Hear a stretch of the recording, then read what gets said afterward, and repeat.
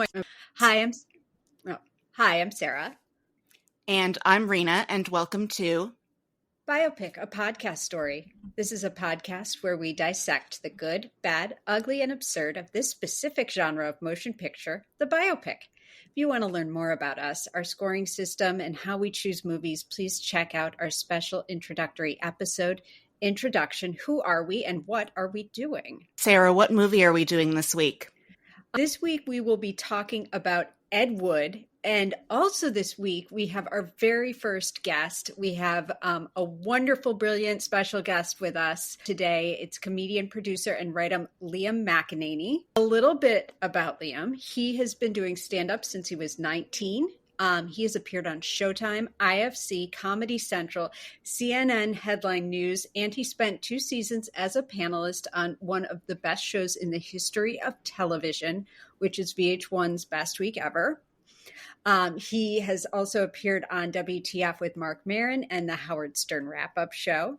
His concert film, Tell Your Friends, premiered at the South by Southwest Film Festival, and his 2014 album, Comedian, debuted at the top of the Amazon and iTunes comedy charts, where it still appears. And his second album, 2016's Working Class Fancy, also continues to appear on the Amazon and iTunes bestseller charts. He has since had 2 scripts placed in Final Draft Big Break, the Atlanta Film Festival, and many, many others. But most importantly, in the words of Lewis Black, he is, quote, not an asshole. And the legendary late, great Gilbert Gottfried praised him, saying, I can honestly say when Liam is booked to do a half hour, he does a half hour, not 28 minutes and not 34, but a half hour. Also, he speaks English, which for an English-speaking audience is very important. Liam, we are so happy and honored to have you on our show. So I know that Rena sent you a list of our least offensive upcoming films to choose from when you agreed to appear, and you chose Ed Wood. And I wanted to just start out by asking if there was any particular reason you chose Ed Wood, or if you just didn't want to watch Anne of the Thousand Days. Well, I will say, first of all, the story of Anne Boleyn is not one that grabs me personally, or really the story of King Henry VIII. I will say British historical films for me are extremely hit or miss, but I do love Beckett and The Lion in Winter. And I love this movie for a couple of reasons. First of all, my dad and I saw it when it was released in the theater. It's a very happy memory. We went to the movie theater in Metropolitan Avenue in Forest Hills, which is now a second-run theater, but used to be a first-run theater near Eddie's Ice Cream Parlor, which I also recommend. But so there's that. It's got some happy memories, but also it's, to me, not just a great biopic, but also just a great movie about being an artist and the artistic impulse, and being a filmmaker in particular, because really, like, you know, there's a scene where Ed Wood is just lying awake at night, and his wife, played by Sarah Jessica Parker, Dolores, asks him what's wrong, and he says, Orson Welles made Citizen Kane when he was 26, and I'm 30 now, and maybe I'll never achieve anything like that. And boy, that's relatable. Boy, I've had that conversation with myself quite a few times at 3 a.m, unable to sleep. I love that, and I relate. And out of curiosity too, do you have any other biopics that are your favorites? Do you have any sort of like strong feelings either way about biopics as a genre? Anything you hate about biopics? I think biopics are kind of a reflection of the era they're made in, more than of the person they're about. So, like, this movie, when it came out, it was a very, like, kind of Gen X moment where people were really revisiting trash culture, ironically, and appreciating it ironically. And, that's because we had grown up with the Golden Razzies and, watching kind of this crap on it's like Ed Wood would play on PBS, or you would watch Mystery Science Theater 3000 and I Married Bride of the Monster. That's it. That was one of the Mystery Science Theater 3000 movies. So Ed Wood is kind of like a semi-ironic comedy take on the story of the great artist who like and how they achieved their masterpiece. It's a very very '90s Gen X. When you watch like I Walk the Line, for instance, which is another great movie and a great Joaquin Phoenix performance. That was made at a time when like people were rediscovering Johnny Cash because he had just Rick Rubin had re-entered him into the mainstream with his American, with a series of Americana albums, and but also just I feel like that was a case of like people my age, younger people, and boomers all just kind of like looking at Johnny Cash, and I'm sure you would have been shocked to know this after he passed, like looking at him as like this comfort figure, like a kind of like a guy who stepped out of a very different time with a very different and more simple set of values. I What love about you that guys? answer. Me too. I love your answer so much. What are your favorite biopics? My favorite, I have a couple. The one that I talk about constantly is Star 80. The Bob Fosse movie about Dorothy Stratton and Paul Snider. I love that movie. I'm constantly sad about Bob Fosse not being able to live longer to have a film career, because I think that he was very ahead of his time, and I wish that we got to see more of his output. Yeah. So, Rena, do you want to talk about yours? Yes, that is easy. My three favorite biopics are Milk, Straight Outta Compton, and La Vie en Rose. What's the last one? La Vie en Rose, it's the one where it had Marion Cotillard playing Edith Piaf, and what I loved about it was that she just did a really great job lip syncing. Like, she kind of gave up her ego on that, because I feel like an American star would have insisted on trying to sing like Edith Piaf to try and get an Oscar, because they would think that's how I do it. And we have a phrase that we use on here called Oscarbation, which is our term for when an actor delivers a scenery chomping performance in something that it may be in a biopic, it may be in a drama, but that where this thing was clearly delivered to them is this is how you get your Oscar nomination. With the caveat that if they do in fact get nominated, it is not Oscarbation. It's the performances where it was like pitched that way, but we have a phrase, no nomination, it's Oscarbation. Yeah. I'll tell you my favorite ever biopic, which is Lawrence of Arabia. And this I was just reminded by talking about a 4-hour movie. But that's my number one. But I think my number two is Ed Wood. Oh, yay. Yeah. I was going to ask you another question that is more career-based rather than film-based, which was I was, reviewing your bio, and you've done a lot of writing for other comedians, including Greg Giraldo, who was one of the best, and Hannibal Buress, who's also really incredible. And as a comedian yourself, is it difficult to give your words to another comedian? And not at all. First of all, it pays better. But so I wrote. This is about 20 years ago now. I wrote for Greg's show on Comedy Central called Stand Up Nation, and the idea was it would be like a half-hour talk show, except Greg would also be hosting Comedy Central's Friday night block of comedy specials. So it was like a half-hour talk show cut into interstitials, with Greg like also just introducing these.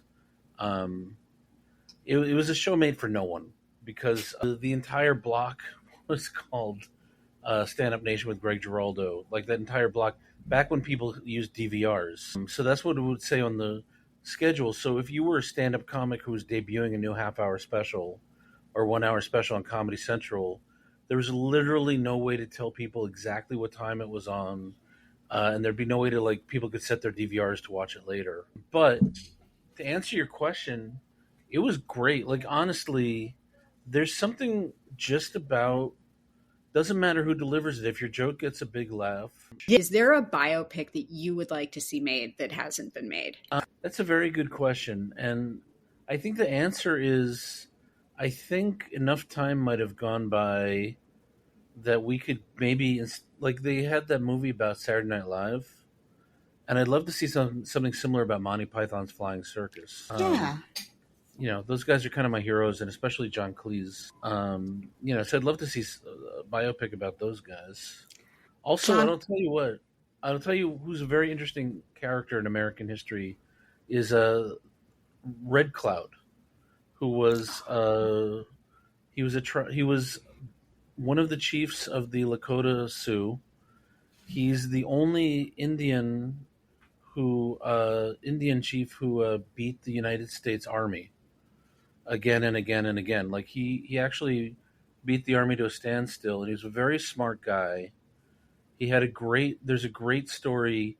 He went out to New York to Cooper Union to give a speech, and he just kind of like looked out on this kind of sea of white people, and he saw how many white people were just in New York, and he was like, I have to make peace because these white people are never going to stop coming. He was like, and there's just an infinite supply of white people coming in to the country. And so it was like this real turning point where this guy had to go from kind of being a war general to being a peacemaker. Luckily, the story ends very well for the Lakota Sioux, as it ended for every Native American tribe that made treaties with the United States of America. I've been writing screenplays, and I wrote a Western, and I stumbled on Red Cloud. And actually, someone wrote, I think last year or the year before, a best-selling biography of Red Cloud. So I started reading it, and the guy's very interesting. I mean, I guess the lesson we learned from Ed Wood is that we have to make one in order to get all the money. I'm in LA, and it's known out here as like the best movie ever made about filmmaking, because Ed Wood basically rips his marriage apart and reveals everything secret about himself to get the chance to make his first movie. And it's a real labor of love, and it's called Glenda, and he really, really wanted to make a statement because he was a closet, if you don't know the movie and you don't care about spoilers, he was a closet transvestite. And there was this story about a woman named Christine Jorgensen who in the 50s became the first to famously transition to female, like openly and publicly. And there's actually a whole subplot about how Ed's friend Bunny Breckenridge, who by the way was the basis for the novel Myra Breckenridge by Gore Vidal. Yeah, he was the heir of a fortune, and he was a stage actor in England where he was from. And he came to the U.S. and he just kind of like fell in with, Ed Wood and all these like kind of characters that you meet in the movie. He's played by Bill Murray. And one of his things was he kept saying, I want to go to Mexico and transition, He just kind of never went through with it. It seemed to be like, if you read about him, it seems to be one of his things. But Gore Vidal based his book on him because he had this very kind of like flamboyant and transgressive lifestyle that he lived very openly and didn't care who knew who he was or what he was about. So there's that like running subplot of like, here's this guy that Ed knows who's always been open about himself, while Ed himself is coming to terms with who he is through his art. Side note on Bunny Breckenridge that I discovered while doing my research, he was descended from a vice president of the United States who became the Confederate Secretary of War, so an actual traitor. Who was that? John C. Breckenridge. John C. Wow, really? Yes.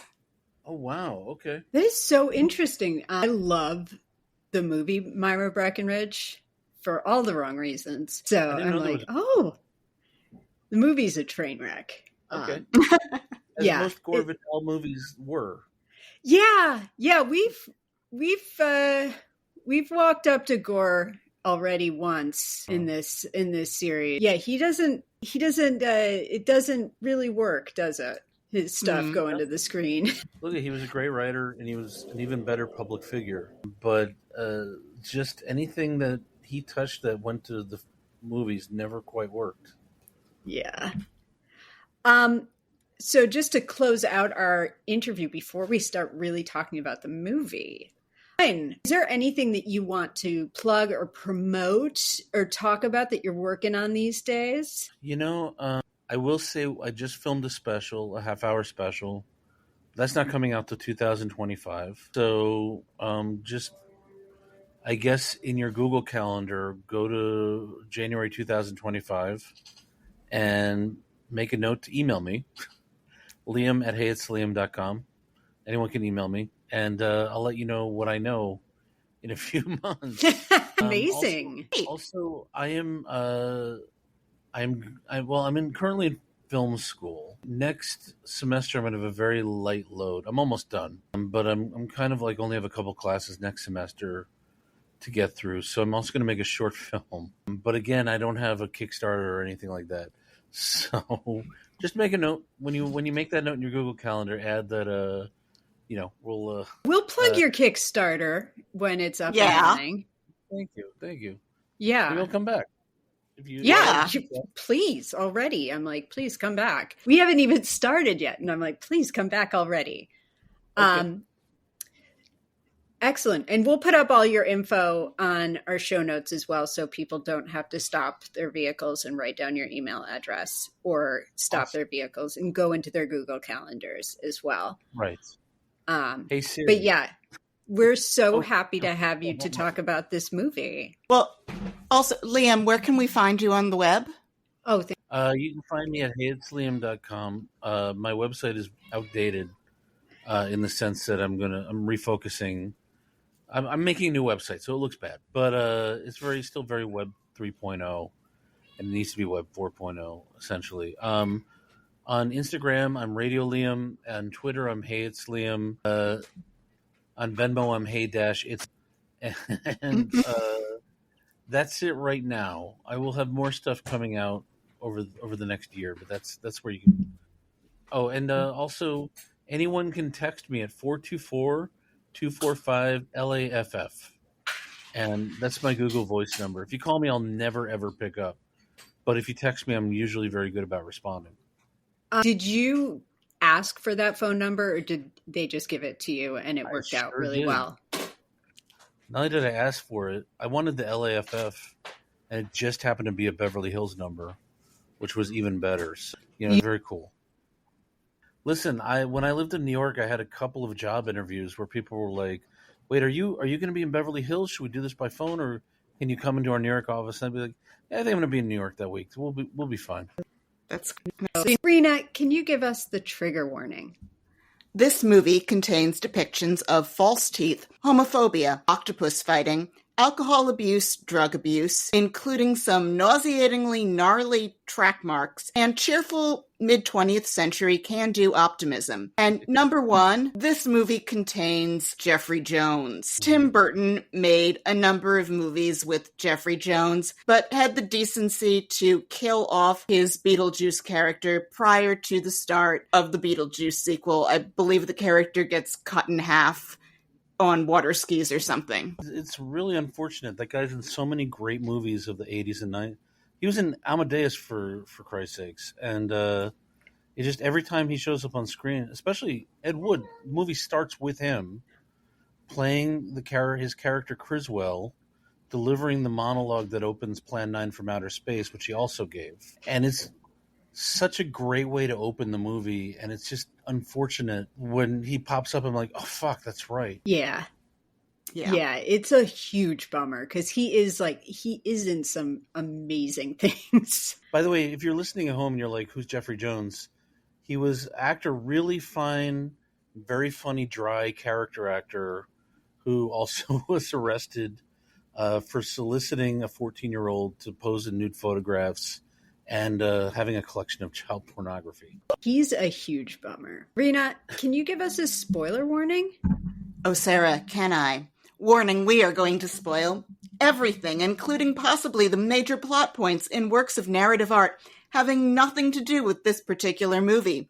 Consider yourself warned. Some of the sources we used in this episode include the internet. I read a bunch of reviews from Ed Wood when it came out, including one from Art Forum, and there was a really great piece on Medium in the past couple of weeks that happened to be about Ed Wood and looking back on it over the past 30 years. And Rena, did you read anything or? I would love to put 40 or 50 hours a week into reading multiple biographies, but for the moment, at this particular point in the podcast, I was busy prepping for presidential month, so basically I Googled inaccuracies in Ed Wood. It works. And I'll say I kind of have been just watching Ed Wood my whole life and reading up on him, so if I get anything wrong, just let me know, but I have learned a lot about Ed Wood. So Sara and Liam, can you please tell us a little bit about the director, Edward D. Wood Jr., and the Tim Burton movie, Ed Wood? Sure. So just to quickly go through the movie deets, Ed Wood, the movie, is a 1994 movie directed by Tim Burton. The film was conceived by two writers from USC School of Cinematic Arts, Scott Alexander and Larry Karaszewski, and they were both really broken down, as one might be, from writing Problem Child and Problem Child 2. And ultimately struck a deal with Tim Burton and Denise Denovi to produce this. Because Tim Burton insisted on making this in black and white, Columbia Pictures put the movie in turnaround, and they took it over to Disney under the Touchstone shingle to produce it. It was kind of a flop. When it first came out, it grossed $13.8 million on an $18 million budget, but it did also win 2 Oscars, one for Martin Landau for Best Supporting Actor, and also Best Makeup, led by Rick Baker. It also appeared on a lot of critics' top 10 lists for the year it came out, for 1994, and it is also now considered one of Tim Burton's best movies. Tell us about Ed Wood, the person. Well, I'll just say before that, I actually, 10 years ago, I completely forgot this. I went to see Rick Baker presenting 2 of his movies at a movie theater in Santa Monica when I was visiting LA. And they were Ed Wood, because he and his team did the effects for Martin Landau to make him look like Bela. And the second movie was Harry and the Hendersons. So between movies, he did a 45-minute interview mostly about Ed Wood, because that's what he won the Oscar for. And then Harry and the Hendersons started, and everybody left. It was actually pretty remarkable. I watched about 10 minutes, and I was like, "Oh right, I remember this movie," and I also left. Yeah, but anyway, so Ed Wood, the man, was an aspiring film director in LA, and kind of like, this movie is accurate in that he really did see himself as like a next Orson Welles kind of guy. I think he starred in his movies because he couldn't afford other actors, because he just stopped appearing on screen as soon as he could. He was I don't know if people still use the term transvestite. He wasn't transgender because he didn't see himself as a woman, but he definitely liked wearing women's clothes. He really did wear women's underwear under his army uniform in World War II. And he was married to that second wife, who was played by Patricia Arquette, till he died. And she really did never remarry after that. And he became known, he became known as the worst filmmaker of all time. There are worse movies, but the thing about his movies that are notable, and I think that the reason why people kind of point to him is that he had Bela Lugosi in his first 2 films, and Bela, even though he was a has-been at the point that he met Ed Wood, he was a real star. And so to have Bela Lugosi in a movie is that's a movie that people will watch just to see. But also I think there is just enough artistry in Plan 9 from Outer Space, Night of the Ghouls, Bride of the Monster, but there's very few filmmakers like Ed Wood who are one take and done and leave in mistakes and don't ever try to edit around them, get the worst performances out of everyone. He's very good at getting bad performances out of actors. I also think it was the culture where college students would get high and just make fun of his movies. Because there were actual distributors who would sell the rights to TV networks for late night, or it was such a cheapo movie, but people kind of kept watching them. There's something about Plan 9 from Outer Space, you can watch it all the way through. And it's terrible. It's a bad movie, and it feels like it takes forever, but you don't want to take your eyes off of it.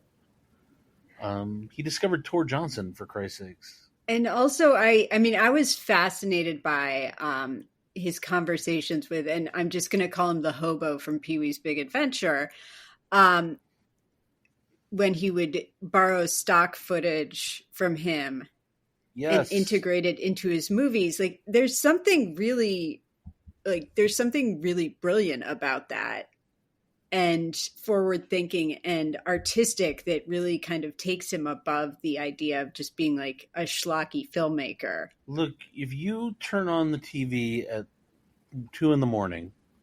and you see Bela Lugosi with just buffalo running over him as he goes, pull the strings, you're going to want to see what's going on, because it feels like a dream. And also, you mentioned too that, this was an era of just high irony and people being like having guilty pleasures and watching stuff to make fun of it. And one of the things I loved about this movie that I didn't expect was how sincere it was.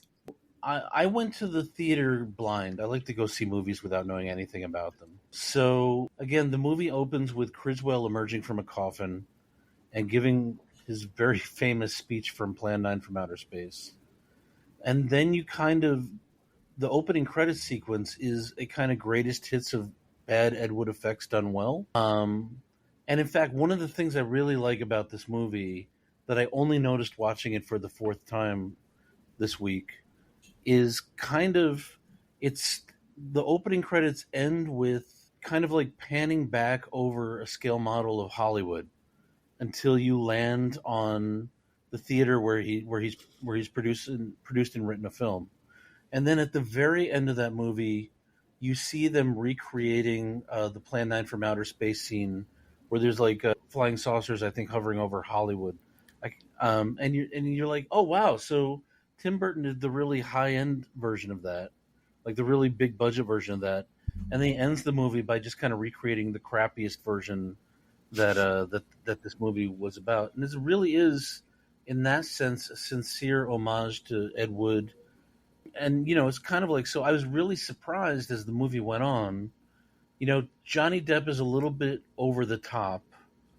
I think it feels more over the top now than maybe it did in the mid-90s when, we were a little more connected to that acting style from the 30s, 40s, and 50s. Because, anyway, so this is a very sincere, homage to Ed Wood's film style. It's shot in black and white, like his movies. All the production design is very threadbare. Like, if you watch the movie, you notice the furniture is all cheap. The walls are all very bare. The props are all minimalist unless you're in Bela Lugosi's house. The production design everywhere else is very minimalist and cheap.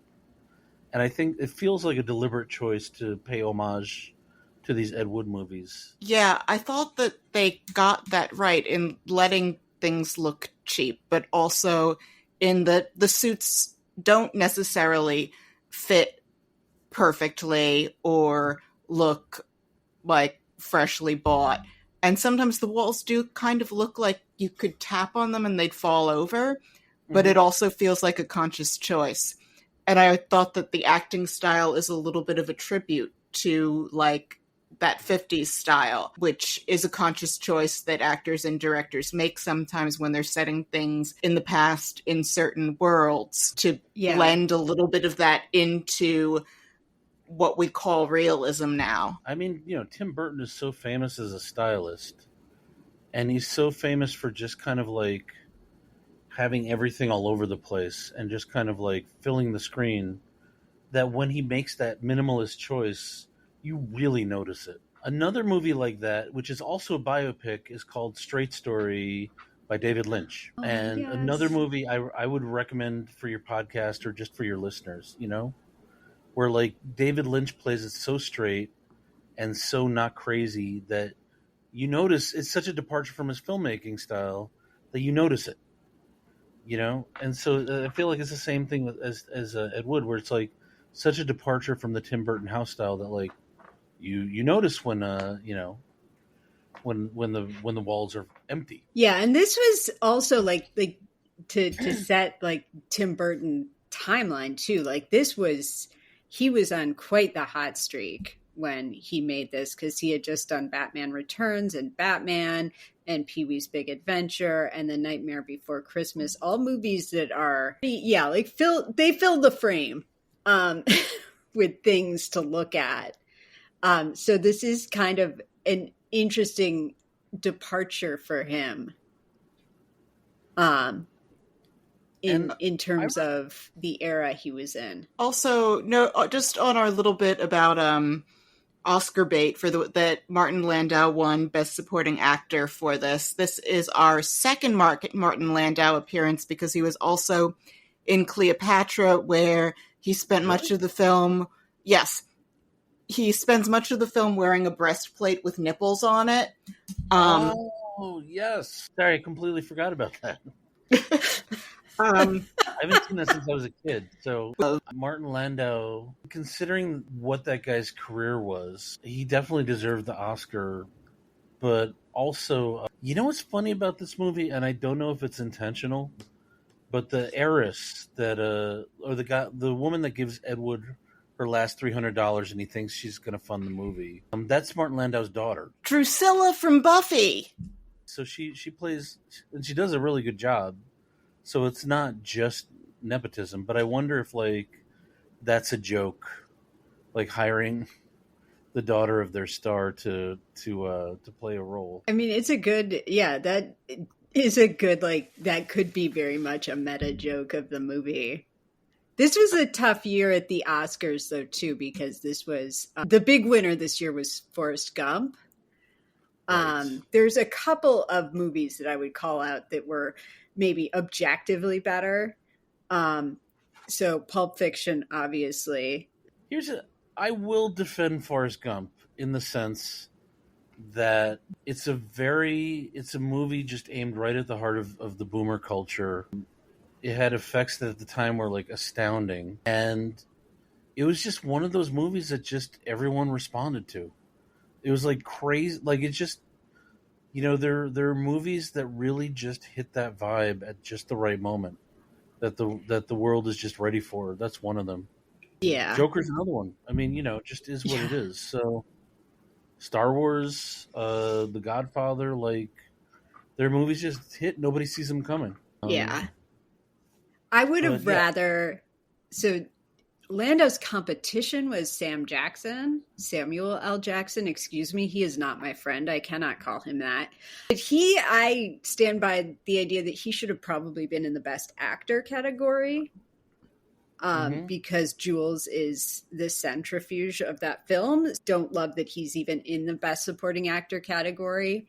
But also that year, Priscilla, Queen of the Desert came out, Shawshank Redemption, if you like that sort of thing.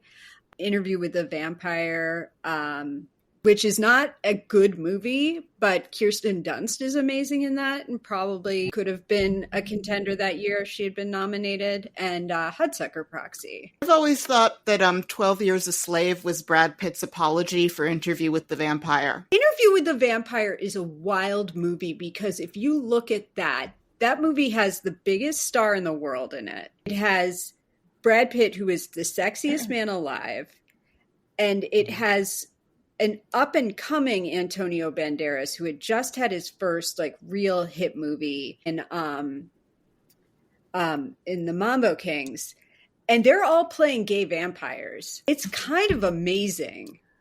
I watched it on a 5x3 thing on the back of an airplane recently, and the scenes with the gay vampires are like, wow, they got away with that in the 90s, whereas any of the scenes involving Black people were like, they were still doing this in the 90s? Yeah. Well, audiences didn't know that those guys were supposed to be gay. I think, like, people were just like, oh, Brad Pitt's a vampire. And it's too bad that vampire hasn't found a wife yet. Maybe that vampire will settle down one day, but for now, he's just a bachelor vampire. The ultimate confirmed bachelor. Mom, I keep saying stop setting me up with girls. Oh God. But also, I to say one thing I'll say about the the Mr. Jackson thing is sometimes a studio will put an actor in a category that is not correct, but is weak enough that they think they'll actually win, right? And so, like the discussion they have with the actors, like, look, do you want to be called a lead actor? Or do you want to be a winner? And nobody saw Martin Landau winning the Oscar for that. Like that was such a out of nowhere. I used to watch the Oscars every year very closely when I was a kid. So like, and I would follow all the press and everything. And just like the Vegas handicappers, I think didn't have Martin Landau winning that. Like just nobody saw that coming. I think Jackson or there was someone else maybe who was a favorite to win. Also, it could have been Gary Sinise for Forrest Gump. Of course, Lieutenant Dan. Also, the other thing is probably because he was so quotable and so angry and so just like shooting people, you kind of miss the really nice, fine moments of actual acting that he had done. I mean, look, I think his movies have combined total grossed $9 billion. So I think he wins. Like he was in a Star Wars and he's in Marvel and he does literally whatever he wants for fun. So I think he turned out okay. Yeah. But that was Martin Landau's like also his Lifetime Achievement Award. Like, he'd done so much good work and he'd made so much. I mean, look at the Oscars really are a trade show, and they trot out some old standbys, but it's a lot of like, hey, look at our new product. And look at everything we have on sale. That is the nature of the major awards shows. People very rarely win for the thing they're actually winning for. They win for something that they lost out on 10 or 20 years earlier to someone who was in turn winning for something they weren't actually winning for. Except for The Apartment. Well, I mean, that was in the middle of a great Billy Wilder run of movies. Let us go back to the beginning of Ed Wood. I'm sorry. Yes. We just talked about, so the credits, we talked about how much we love the credits, and Ed is impressed to see a real camel on the lot. And then, as you alluded to earlier, I think, Liam, he goes to see, or you mentioned, Sarah, the guy from Pee-wee Herman, to talk about how great the footage is that they're probably just going to throw away. Right. Yeah. And it's, again, this great foreshadowing, unless you know Ed Wood's movies, in which case it's a great joke. Because, like, when he starts just pitching a movie around all this, stock footage, which sounds terrible, right? Like, something spooked the buffalo. They have to investigate, right? But it's just like, what a great joke for those who know, and what a great foreshadowing moment for those who don't. It's crazy. The writing team did not make big money until they wrote The People versus O.J. Simpson. Like, that was their first really big hit that they were involved with. They did a heck of a job on that. He also, one of the things I loved early on too, so he's on the lot and he's going to take an interview. He takes an interview with Mike Starr, also known as the Midnight to 8 Man, from Goodfellas. And the Gas Man from Dumb and Dumber. Yes. And he is talking about how the play that he just wrote that was a disaster had been written up, and the only praiseworthy line in it was the soldiers' uniforms are very realistic. And that was, I loved that so much. I was like, I've read reviews like that of plays that I've been in. They're like, this is the one nice thing we can say. And it was praised for its realism. That is the line. Yeah, he has this just optimism where he latches on to the positive note. One of my favorite lines in this that he says was, "Worst film you ever saw? Well, my next one will be better." In some ways, he just embodies that spirit of what we think post-war America was like. There's a scene later in the film where in the movie, Bride of the Monster has its has its premiere, and the audience is rioting when they walk in and they have to escape.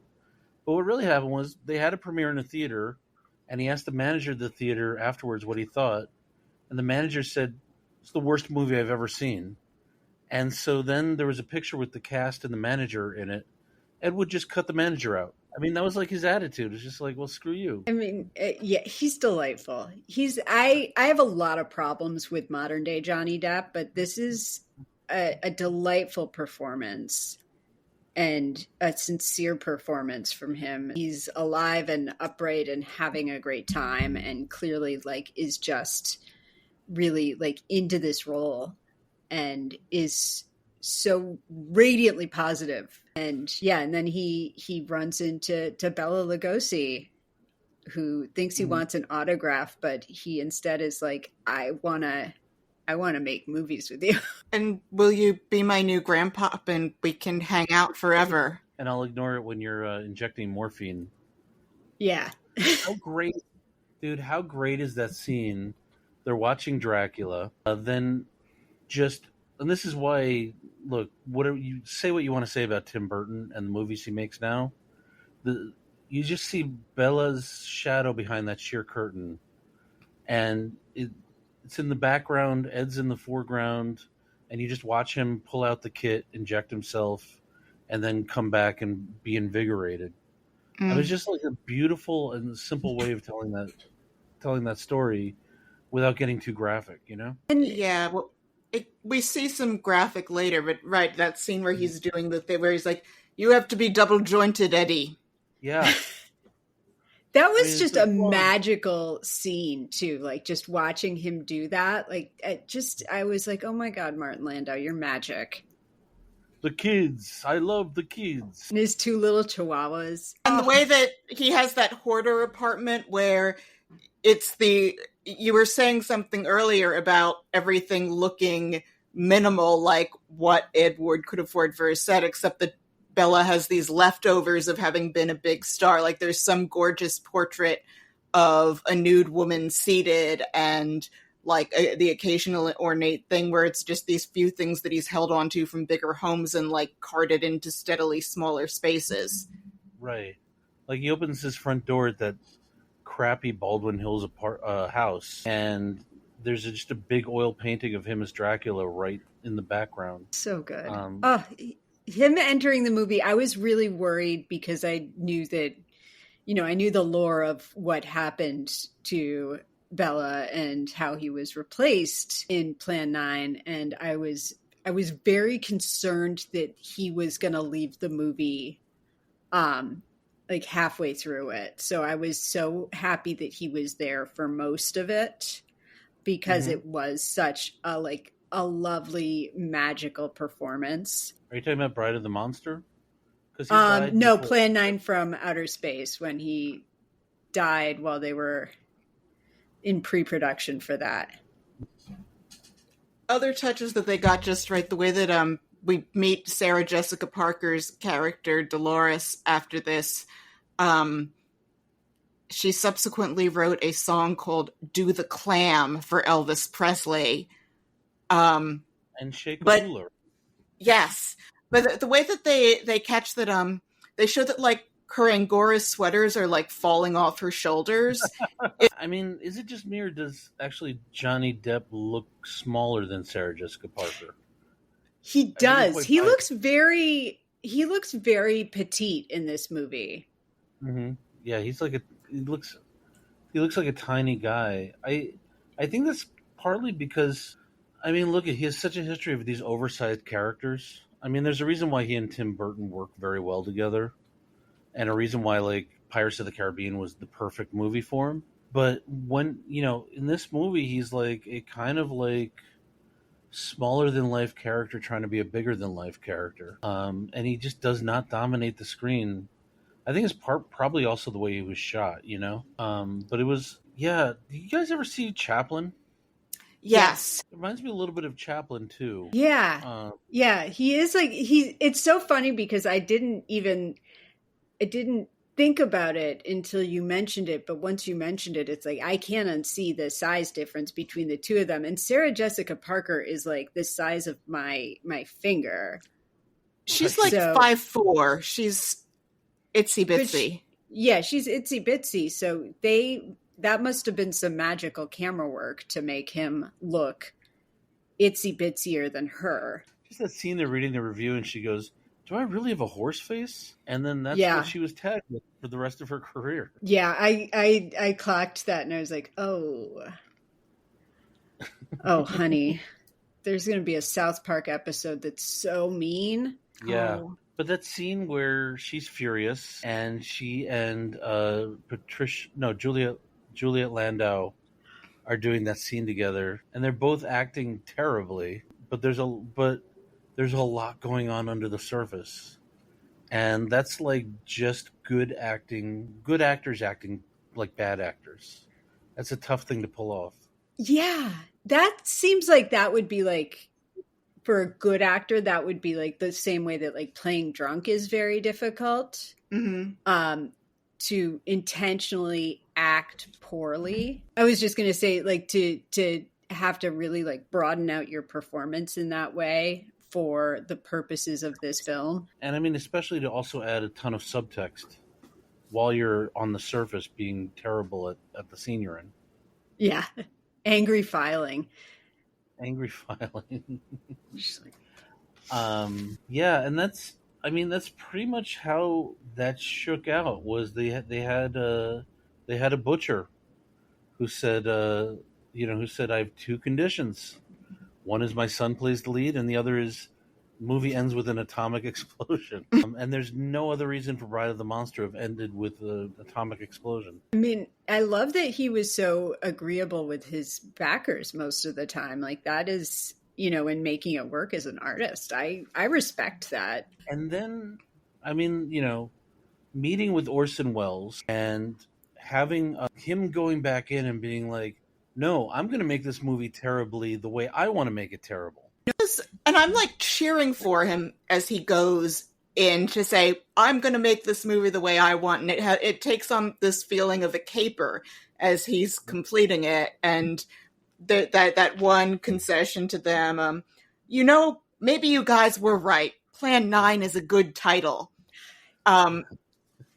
Where you see the thing coming together. I loved this script so much, and that it sounded like natural to the world that we were in, but also like that it had so many things that were memorable about filmmaking. And I loved how he and Orson Welles relate around loving the same thing the same way. And then you wonder, how can someone who has this vision and this appreciation be so terrible? As he's having this moment of soul sharing with someone who we think of as like the most tragically brilliant director ever. How can that be, that he has this preternatural understanding of auteur theory, yet no idea of that he's terrible at this? It's a scene that I've thought of for like 20 years that I love so much, because he gets that having Charlton Heston play a Mexican is a terrible idea. I've seen that movie. I'm constantly aware of the brown face. By the way, that's a great movie. It is. It's a great movie, but I saw that after seeing this, and it was with me the whole time. I mean, look, I'm going to say that is a terrible performance in the middle of an amazing movie. And it's kind of like, but again, it's a movie about being an artist, right? And so I think one of the reasons why Ed Wood has really stuck when there's so many worse filmmakers out there is because he's a guy who had a particular vision, and his vision was terrible. And he kept being shaken from that vision, and he never made a good movie, and his movies never made money. And yet, when you think about it, people will remember Ed Wood for longer than they'll remember, like some of the great people whose names I can't remember off the top of my head right now. Because it's just like, there's just a pantheon of directors, and somehow Ed Wood has snuck his way in there. Yeah. When I was a teenager, I went to Film Forum to see Dr. Strangelove on the big screen. A week later, me and my buddies rented Airheads and got very drunk and enjoyed the shit out of that movie. And then, God, we went to our friend's apartment another night and watched, Dawn of the Dead until 4 or 5 in the morning. I mean, it's just like, you can't always have art. Like, you got to balance it out. Those are all really good movies, though. Like they all have merits to them. It's just a matter of like degrees of artistry, and what the filmmakers and the audience are looking for. By the way, a great movie starring Steve Buscemi, who is a great actor. Yes, yeah, and I loved Steve Buscemi's performances in when he showed up in Adam Sandler films. Yeah. Oh my God, him and Billy Madison? Holy shit. Yes. My second favorite scene in Ed Wood, the octopus scene, where I remember when I saw this back in the 90s, the first time I watched this, just laughing hysterically because they forget to steal the octopus motor. The thing looks super fake, and then Bela is throwing the arms of this fake-looking octopus all around himself, pretending it's killing him, going, ah, ah. And I remember I, laughed my head off until I was in tears the first time I saw this. And it subsequently became one of these things where it's so built up in my head that I knew I wasn't going to laugh as hard at it the second time I saw it. And I didn't, but still, just what a great, you see that there's the octopus arms are folding in spaces. Right. And Bela does a pretty darn good job at trying to get that octopus to look real, but he can't. It's just stacked against him. Yeah. If you watch the actual movie cut when that's cut together, so it's like stock footage of an octopus coming from the depths, like of the ocean, and and then suddenly Bela is standing in an inch of water. He's wrestling this very fake rubber, like he's just sitting in water. You're just like, so where did the ocean go? This is like suddenly they're in a swimming pool or like a wading pool. One thing that I really like that made me so joyful watching this is that at no point did they ever make fun of any of his crew. Right. The movie didn't poke fun at them. The movie didn't talk down to them. Funny was never a joke. Vampira was never a joke. They were all treated like real people and with reverence. The only person who's judgmental is Dolores, but even then you do sort of understand her as a woman of her time and that it's frustrating for her, and that actually the final straw with her is that he gives Janet that he gives Loretta the part of Janet that he wrote for her. Well, I think the very final straw is Ed Wood. It's a very sad scene where he emerges as a belly dancer stripper, and she walks in on, and it's like, you see a guy who's finally found his world, right? Like, he's found his people, the people who accept him. Like, he emerges as the person he sees himself as. And then she walks in and she's like, I can't do this anymore. Like, I can't be with you. I mean, it's just so sad. Like, it's kind of heart-wrenching. Yeah. And her calling them losers. I was like, no, they're not. They're all fascinating.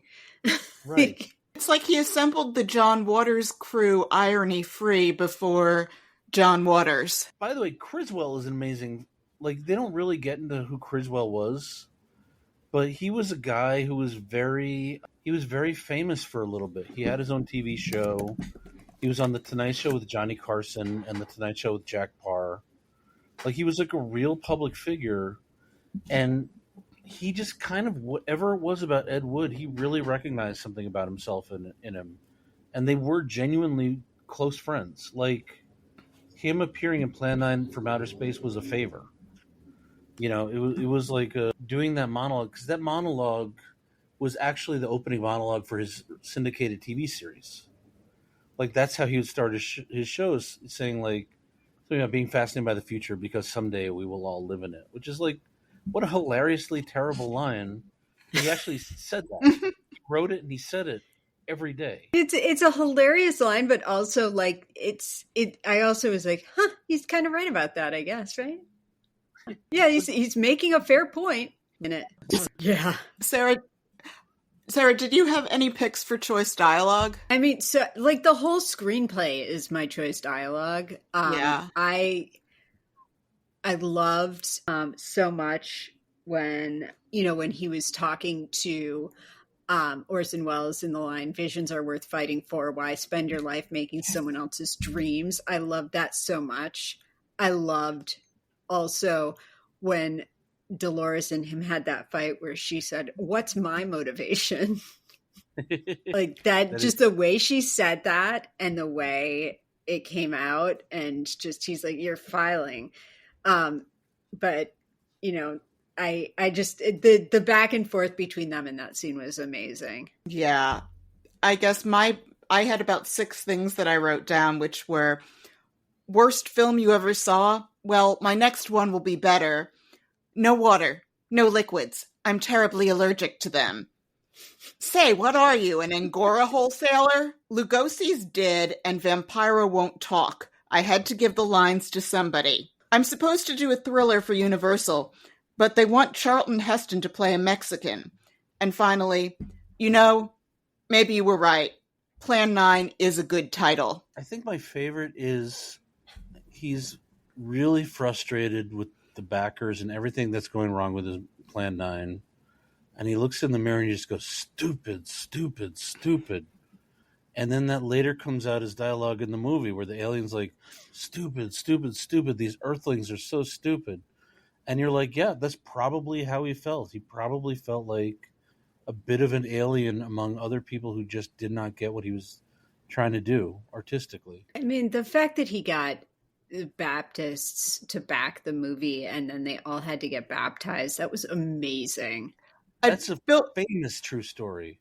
And Bill Murray says that thing about, "Ed, how did you do it? You got all of your friends to get baptized so you could make a monster movie." He's wonderful in this too, Bill Murray. Like he's so wonderful in this. Yeah. And in real life, that guy Bunny was known as a great stage actor. That was the only movie he ever appeared in his lifetime. Oh my gosh! Wow. Yeah, like if you ever get a chance to really read up on him, he's kind of this fascinating, forgotten guy who was like kind of central to early 20th century pop culture. Wow. Mid 20th. Sorry. So, do you want to participate in scoring the movie with us, Liam? Oh, hell yeah. Okay, let me get my notes open. Hold on. And then I'll do the average of the 3. Okay. So if you look at the run of show, there's a list of like what we rate on. So for outward appearances, I gave it a 9.5. I'm saving my 10 for when we do the Elephant Man. But I thought those track marks looked so awful, and that they also like captured what bad makeup looks like when they were doing the makeup for the on set. I mean, there's a reason why Rick Baker is a legend. Yeah, I gave this a 10 for outward appearances. I thought it was perfect. I'll give it a 10. I mean, it's a real departure for Tim Burton, but it's very much his technique is to wholly immerse you in a different world. For acting and casting, I gave it a 10. Everybody was fantastic. Bill Murray gave Breckenridge dignity. Martin Landau, everybody was hard committed, and I loved it. Yeah, I also gave it a 10 for acting and casting. Like the acting was not only good, it was like pitch perfect for this movie, and right down to like all of even like the little performances. Like I want to shout out Brett Hinckley, who I was thinking was Tim Blake Nelson for like about 5 minutes before I went and double checked it. And also Max Casella, who were, two of the guys who were with him the entire time and acting in his work and serving as sort of like all hands guys. They were both wonderful and just sort of like in the background, but also performing. Like, but everyone was just perfect. Yeah, and they really kind of nailed their roles, you know. For Passage of, so is that a 10 from you as well, Liam? Yeah, I'm sorry, it's a 10. Yeah. For Passage of Time, I gave it an 8.5. I basically knew this is a few years in like the 1950s. I had a reasonable sense. They're making 3 films. They never said the year, but I felt like it was reasonably well conveyed subtly. Sarah? Same. Okay. I gave it a 7 for that, but I feel the exact same way that you do. So when you say passage of time, it's within the movie, not like how long the movie felt. Right, within the movie, do you feel like they're conveying how much time went by fairly well? Because sometimes they can't do it except by constantly telling you November 1963, August 1964. But in the meantime, nobody's aging properly, or they haven't really evolved the clothes or replaced the child actors soon enough, and actually you have no idea what year you're in. You know, I will give it a 9, and I'll tell you why. Is because this was a just relatively short span of time in Ed Wood's life. And I felt like the movie conveyed that and didn't overstay its welcome. Like, it didn't feel, like it just didn't, by the time that the movie started to feel like, oh no, this is going to run long, it just ended, right? And you got the characters, like, future bios and stuff like that. And I really I'm like, okay, well, it ended at his moment of triumph. And, you know, there was no need to get into, like, the really sad after story of his life and career. Yeah, I agree. Like, we prefer for things to hone in on a segment of someone's life instead of starting in childhood and ending with the deathbed. Like, one of the things I thought while watching Chaplin is I'd rather that this was just about, like, the Mack Sennett, those parts where the Mack Sennett gang is hanging out and figuring out how do we make a movie. It's pre-World War I. I would have rather just had a whole ensemble film about figuring that out than seen the full of Chaplin's life. We will have to agree to disagree because, look, there's a great movie. Oh, what you're describing would be a great movie. But Dickie Attenborough had a different vision. And I liked kind of this idea of, like, you know, what happens when this really famous clown just kind of, like, starts to fade and his life, you know, he has a big scandal and he's not as loved as he used to be. And I feel like that's just, like, an interesting story, too. So I give your idea a 9. Costuming, I gave it an 8.5. And we do believe in flexing the full 110 scale thing here. So, like, we have our lowest score ever was for The Conqueror, which got a 1.45 out of 10. So, like, if I give something a 5 or a 6, it doesn't mean it was bad. It means it was middling and probably perfectly okay to, like, sit around and, like, twiddle on your phone with for a couple hours while it happens to be on. So that's not ungenerous. I guess what it's easier to get 1950s stuff in the 90s than it is now. But yeah, 8.5. I gave it a 10 for costuming because I thought that it all looked really perfect and also, like, was, you know, like, things were worn in appropriately. And I guess I judge everything set in the past for not being Barry Lyndon. I know. You know what, you guys are pulling me back and forth because I agree with both of you. So I'm gonna just cut it in the middle and give it a 9 because to me, wardrobe was very drab, which again is, like, just a reflection of Ed Wood. I'm not a huge fan of 1950s style in a lot of ways, but then really just kind of throw it in sharp relief and remind you that this is because of who this is based on. You have Vampira sitting on the bus in her full Vampira gear. And that's something we didn't talk about, like how basically riding the bus is such an LA way of just, like, showing that someone's doing really badly. Like if they don't have a car and they're on public transportation, it's a tragedy in LA. So quality of the script, I gave it a 10. You know, you can't fuck with the Ed Wood script. Should have won an Oscar. For accuracy, I gave it a 5, which is better than the score I gave Caligula. Interesting. Just because we know all of the things that they changed, and I've said we're never going to give a movie a 10 for accuracy because there's always stuff you have to change or truncate in a biopic. Do you guys have an accuracy score? Oh, I gave it a 4 just because obviously it did whitewash a lot of his history, but I also it's a 4 where I don't care that they did that. Mm-hmm. Not mad at it. Okay. I gave it an 8, and I'll tell you why. Because, yeah, obviously they changed a lot, and there were some things that you know, like, look, I was so disappointed when I got home and, you know, found out that Ed Wood and Orson Welles never met. Like, that's just such a perfect thing for it to happen, and just never happened. But I felt like they caught the spirit of everything that happened really well. And yeah. The important things that, like, kind of, like, led to the weird artistic decisions that Ed made, like the rubber octopus without a motor, like, those are all true. Like, those are all, like, actual Hollywood lore. Like, those are stories that people used to hand down before the internet. Like, it's just like these. So, like, he was such a legendary guy by the time this movie was made that, you know, especially they really captured Bela. They caught what it was like to be Bela Lugosi at the end of his life, which was tragic. I'll give it an 8 for accuracy, for spiritually, you know, capturing it. Yeah, I agree. That encounter with Orson Welles that never happened told a spiritual truth. Mm-hmm.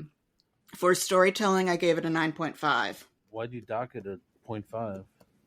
Because they were flexing the full 110 scale, and it wasn't my favorite movie ever. Okay. I gave it a 10. Even though it does open with the jump scare of Jeffrey Jones, like it fully immerses you in the world and in the spirit of his filmmaking. And I loved this movie. I was delighted. And I felt like I understood him as an artist and the people around him. And I felt like it was so lovingly created and it was such a sincere movie. Like, and I just love the way it was told. I was worried that Bella was going to be a joke. I was worried that it was going to take on some meanness at some point, and it never did. I give it a 10. You know, because it, like we've been saying, it doesn't make fun of Ed Wood, but it also doesn't shy away from who he was and what he was like, and what his art, his film output was like. But also, you know, the film was structured really beautifully, and everything that was introduced in Act 1 came around in Act 3. Act 2, the end of Act 2 and Act 3.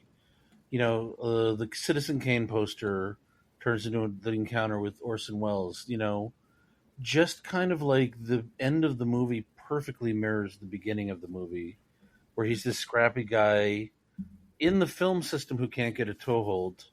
And then at the end of the movie, he's like kind of this independent guy who's working outside the studio system, but now he's kind of like found his place as the director he's always wanted to be.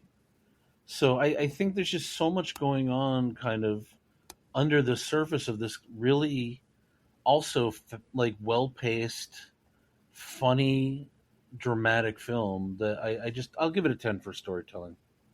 You know why? Because I don't ever have to revisit the scale again.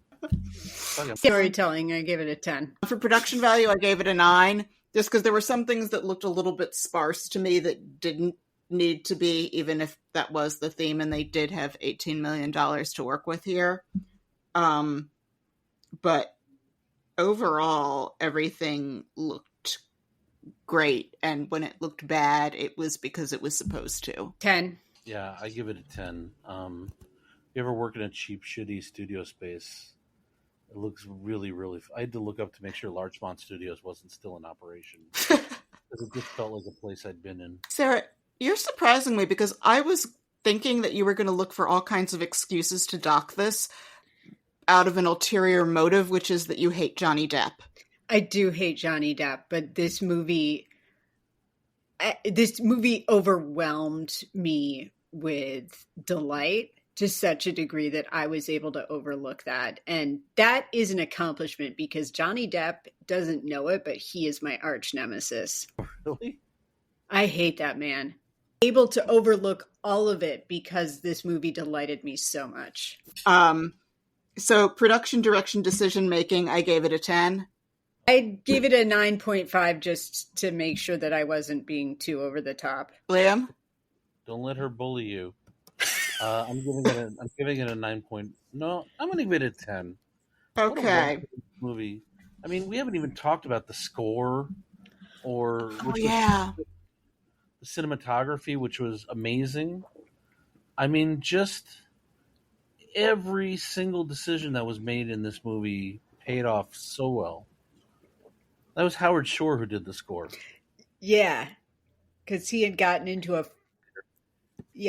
fight with Danny Elfman, it sounded like. They had creative differences on the set of The Nightmare Before Christmas that made him, that had caused them some strife.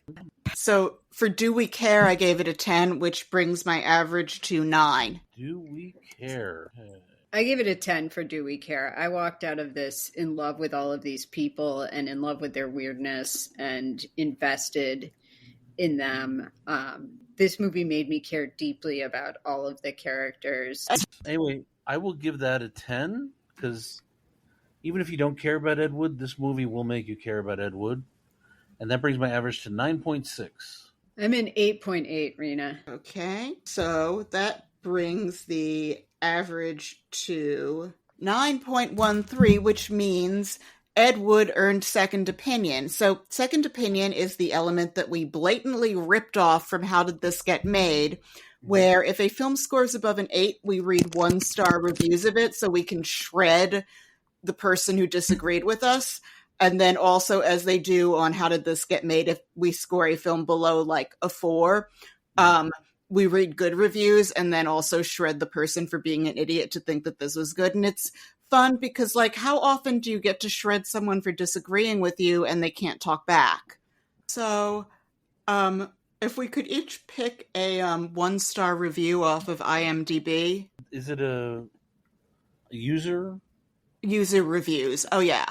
Oh, This one from Bjork, written on March 4th, 2000. Why would you want to see a film about such an inferior person? Ed Wood made inferior films. Why make a film about him? Why go see it? He wasn't trying to make quality films. He didn't care about quality. He is the kind of person, and especially of movie maker, who should be forgotten. What a waste of time to make a movie about him. And this movie doesn't have anything else to compensate for its poor subject. Miss this one. I have one that repeatedly refers to Fellini's 8.5 as Otto et Mezzo. Yes. Yeah. Which is about the most pretentious thing I think I've seen on the internet today. Oh my god! Mm-hmm. By the way, I'm impressed. This movie has 500 ratings and very few 1-stars. Yeah, but I did get a "How Did This Win Oscars" by Sky Guy, West Virginia, and I want to point out I'm looking at his profile. He calls The Sixth Sense horrible, and he calls the right-wing bad comedy and American Carol the most underrated movie of all time. Coming out of liberal Hollywood, this movie would never fly with the media and the people who work for them. So, how did this win Oscars? How in God's name did this movie win anything? And how did it get a high rating on IMDb? I struggled to finish this film and couldn't wait for it to end. The storyline of a fool who thinks he can make money and make movies and fails every time? Yeah, that's 2 hours of interest that I want to waste my time on. Seriously, a 15-year-old could have made this movie, and it looks like that's exactly who made it. I have loved everything that Tim Burton has directed. Until now, when he made a movie about a transvestite who is friends with gay people. Yes, I'm about 35 years late in seeing this film, and now I wish I hadn't. As far as Johnny Depp, wow. The exact same acting in every scene? He was so over the top that I was embarrassed for him. Has he seen his other movies? The entire film seemed rushed, even though it took forever to finish. Anyway, everyone who saw this movie and gave it high marks must have been high on drugs. And yes, I did take 18 edibles before I watched this movie. Slammed some heroin, did some cocaine, enjoyed the shit out of it. It's average Friday night around here. So normally at this point we do a thing called Other Stuff That You Should Watch Instead, but I think everybody should watch Ed Wood, so I don't know that we need to have that segment tonight. Once you're done watching Ed Wood, watch the Mystery Science Theater 3000 episode where they watch Bride of the Monster. Before I get into the traditional scroll, we would like to wholeheartedly thank the brilliant Liam McEneaney for joining us on this episode and being our very first guest. And Liam, can you remind us where we can follow you and find you? You can find me at heyitsliam.com. You can follow me on Instagram at Radio Liam. You can follow me on Twitter at heyitsliam. You can text me at 424-245-5233. That spells LAFF. And you can email me at liam@heyitsliam.com if you really want to. Awesome. Thank you so much. And if you like the show, please leave us a 5-star rating and subscribe to us on iTunes, Spotify, or wherever you get your podcasts. And tell a friend, or better yet, plural friends, and share us on social media. We hear it helps. You can follow us on Instagram, where we have visual aids from our episodes. Our Instagram handle is at Biopic, a podcast story. So do check us out there, and we'll link to that in the show notes as well. Please also check out our webpage at biopicapodcaststory.podbean.com to see the official episode ratings for all of the movies that we've done so far. And if you would like to get in touch, you can email us at biopiclistenermailbag@gmail.com. Tune in next week when we'll be talking about Lincoln, the first of our special presidentially focused election month series. I'll be less. No, you were. Yeah. Sure.